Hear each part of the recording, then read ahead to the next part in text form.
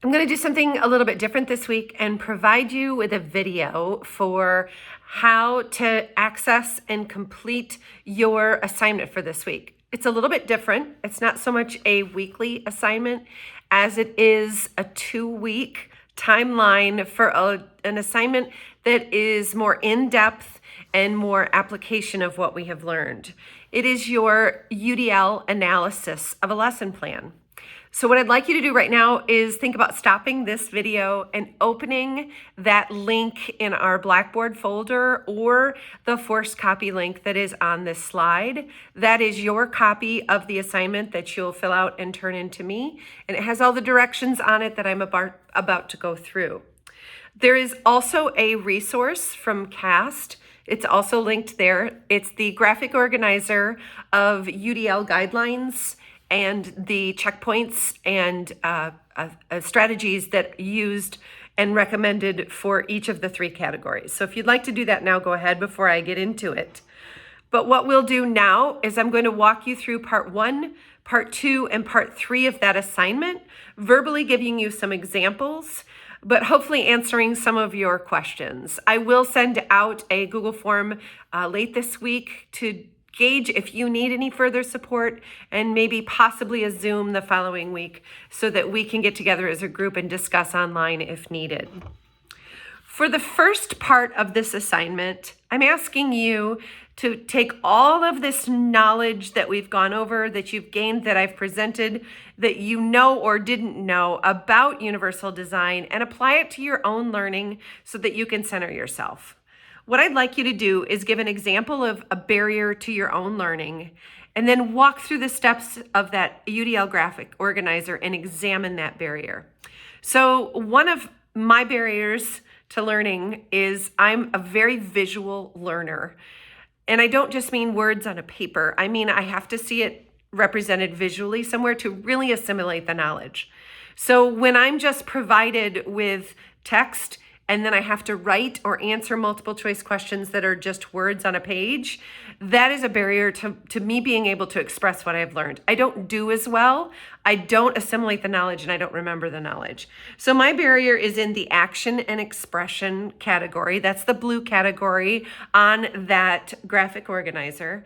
And I believe I need support from the support category. I don't need access. I don't think I need executive functioning help. I think I need right in that support, that horizontal category of support. I think the checkpoints that would be perfect for me is multimedia for communication and multiple tools for construction, composition, and creativity.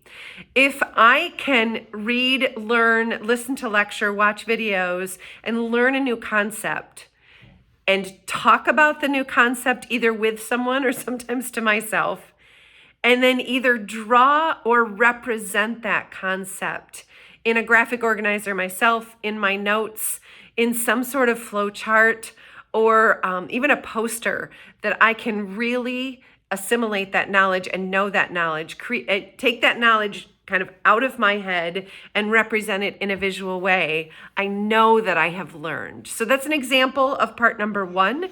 There are additionally 3 questions about your reflection of your learning, more about what barriers you think that how providing options within these 3 categories can support learners rather than putting barriers in place. Part 2 is where I've provided you a lesson plan. It's a K2 reading lesson plan available online. And what I would like you to do for part 2 is access that lesson plan and review it, and then choose one guideline from each of the 3 categories of our graphic organizer and find it in the lesson plan. Find a means of engagement, find a means of representation, and find a means of action and expression, and describe it where you see it in that lesson plan. For each of those 3 examples that you pull from the lesson plan that I've provided, I'd like you to also anticipate any barriers you think students will have and suggest some checkpoints or some strategies to use So you're going to identify where you see UDL in the lesson plan I've provided. You're going to identify any potential student barriers that you see and recommend some strategies, checkpoints, right from that graphic organizer. The last part of what I'd like you to do for part 3 is I'd like you to upload or share with me a lesson plan that you would use. It could be one of your own. It could be a screenshot from a scripted lesson plan. It could be something that you would teach.